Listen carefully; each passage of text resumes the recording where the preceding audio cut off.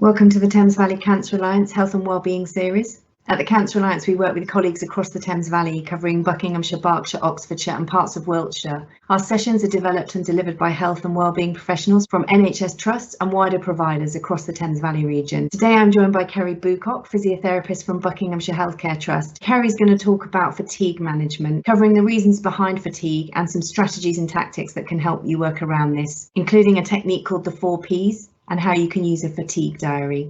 These sessions are for you. We want to bring you the information that helps you live with a cancer diagnosis. These sessions might also help friends and family who are supporting someone living with and beyond cancer. If you find this video helpful, please like it and subscribe to our channel so that we can bring you the latest in our health and wellbeing series. Kerry, I'll hand over to you. Thank you. Hello, my name is Kerry Boocock. I'm the Macmillan Oncology Advanced Physiotherapist and I work for Buckinghamshire Healthcare Trust. Today I'm going to be talking about fatigue and how to manage it with your cancer diagnosis. What we'll be covering is we're looking about what is fatigue, about understanding your fatigue, a bit about a fatigue diary and how to manage it, looking at the 4 Ps, the boom and bust theory, and some coping strategies to help you manage things a bit better. So first of all, it's understanding what is fatigue. So fatigue is the most common symptom that cancer patients report. Macmillan reckon that it's about 90% of cancer patients report fatigue as a symptom. And it's quite vague about what actually causes fatigue. It can be either from the cancer itself, which is caused by things like swelling of your limbs, which making them feel very heavy, quite difficult to move them. You can have things like reduced blood cells, which causes anemia, can make you feel very tired. Your lack of appetite as well, and the change in hormone levels can all affect fatigue. But it could also be from the side effects of the treatment that you're having. So when you have either chemotherapy, immunotherapy, any of these treatments, your body is working extra hard to try and heal and repair itself. And then you can also get a chemical buildup within your body of cells being destroyed. This is from the chemotherapy. So the whole time your body's in a repairing process, which uses up a lot of energy, and that can be what causes the fatigue. And also the emotional burden of cancer.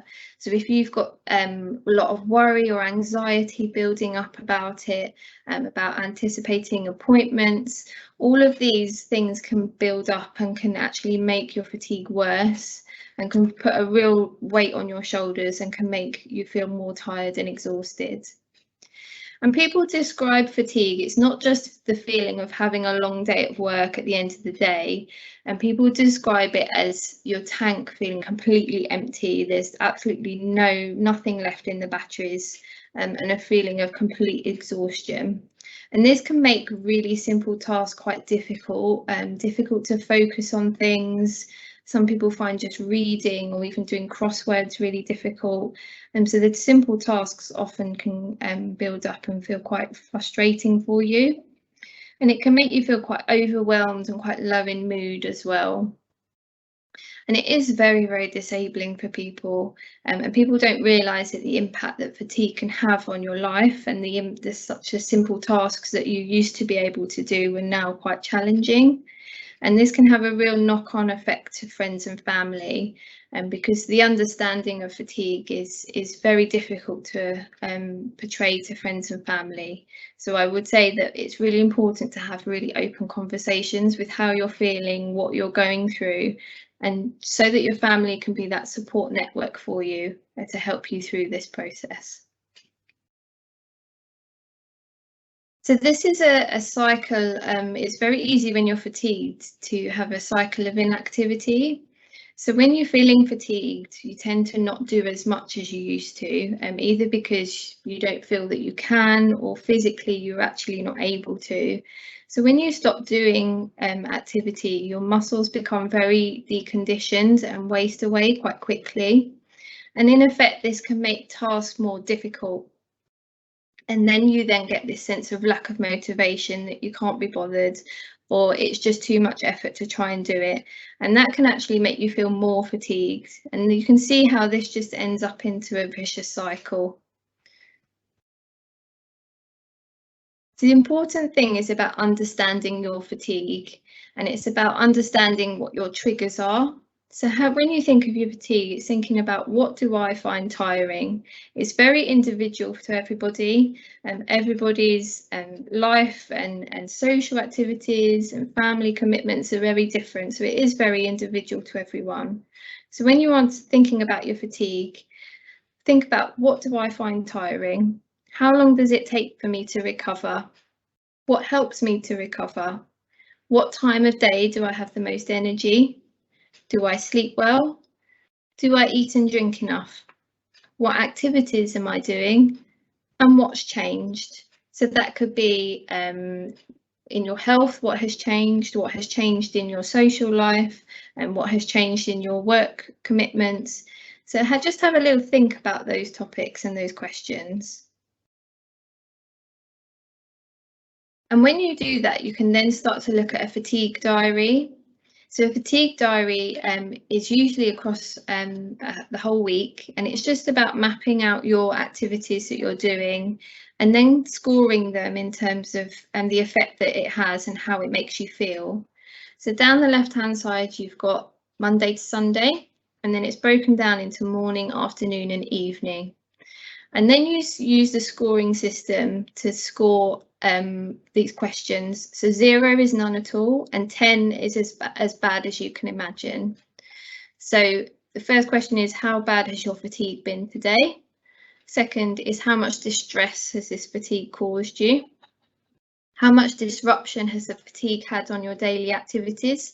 And this is the normal things you would do, such as washing, dressing, cooking, taking the kids to school, those kind of things. And how much disruption has fatigue had on activities you enjoy? So these are the extra things that you like to do. So you would fill this in, and the next slide is just an example. This is just someone I've made up, and this is an example of what it might look like. So once you've then got the scores, you can then look at patterns of fatigue. So if you score quite highly, for example, the Monday is scored as an 8. That was a first day back at work. You then had to maybe put off doing tasks that you needed to do, and fell asleep in front of the telly was the knock-on effect. So you can start to then see patterns of activity and energy levels and how it impacts your week. Again, then once you've filled it in with the scoring, that you can then ask these questions again. What do I find tiring? How long does it take me to recover? What helps me to recover? What time of day do I have the most energy? Do I sleep well? Do I eat and drink enough? What activities am I doing? And what's changed?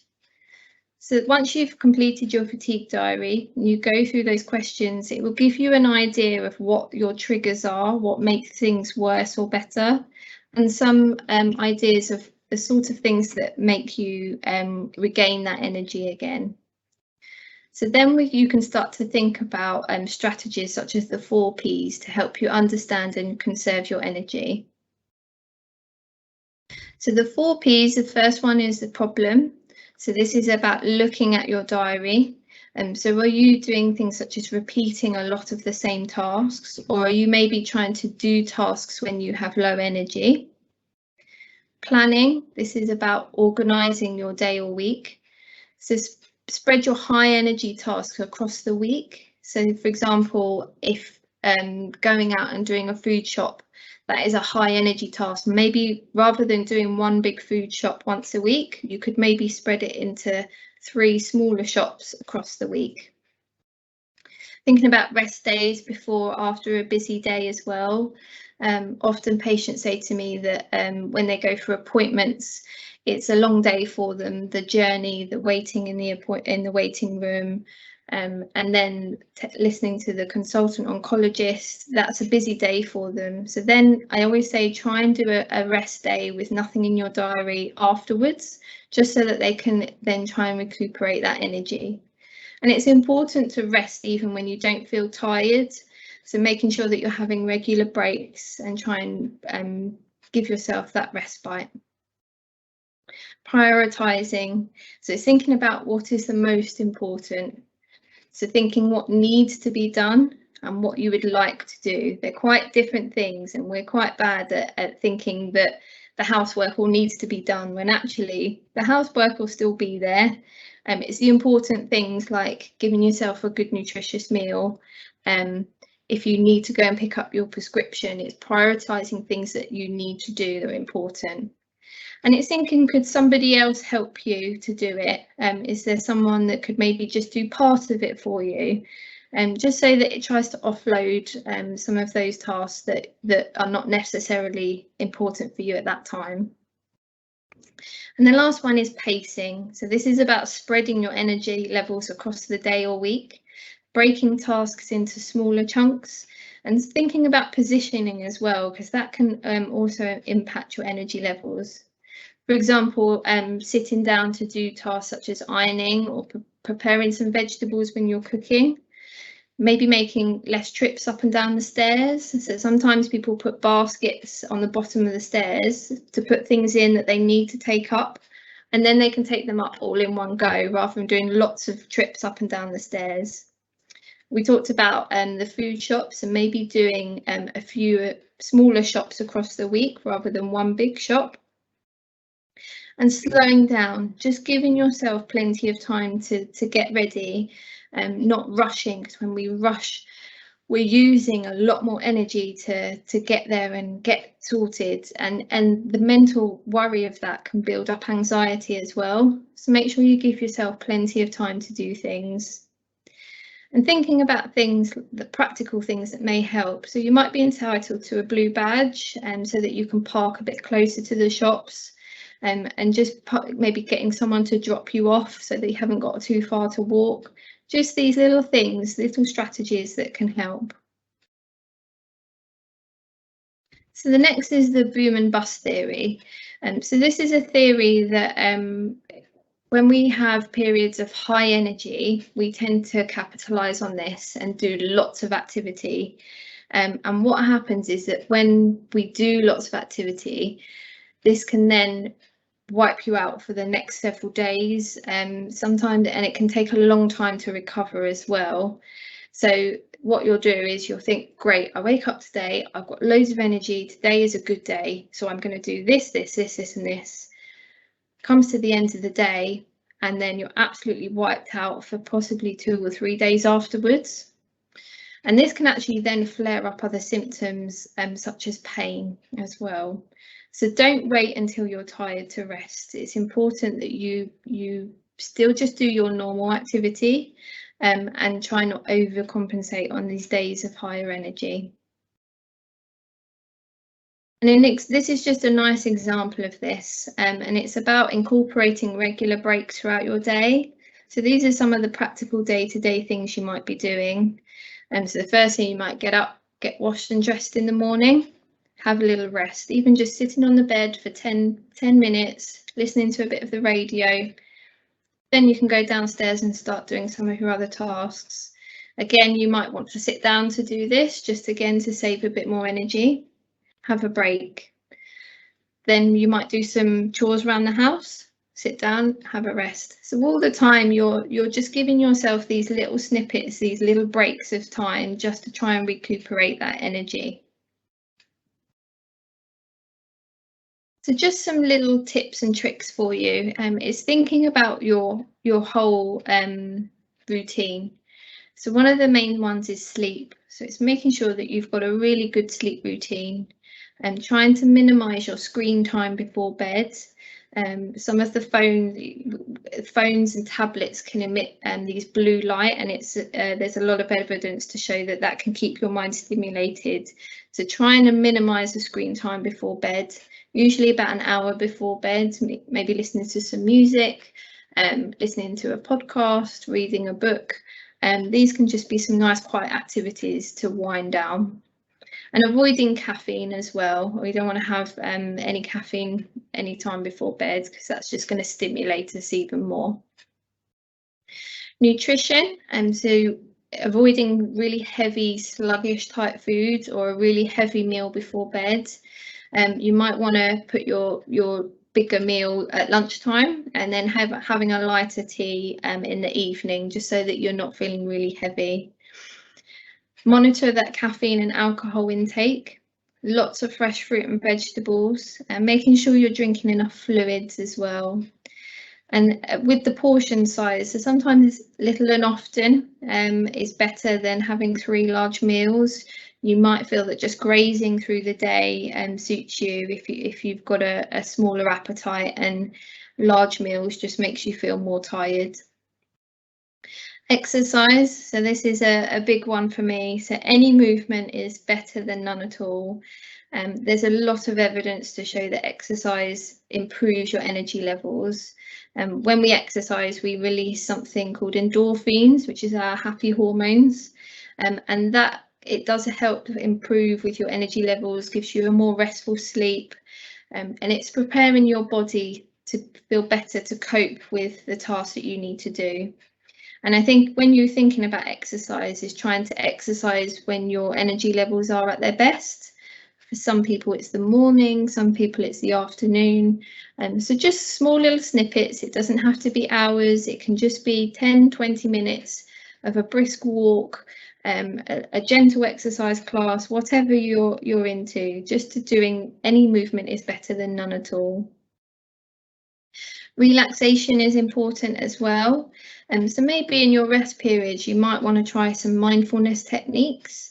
There's lots of resources on, there's lots of apps, there's lots of YouTube videos that do kind of mindfulness exercises, meditation as well, and just some gentle breathing exercises. It doesn't have to be, you know, a long-winded thing. It can just be for a minute or so, just to give you that quiet moment to recharge yourself.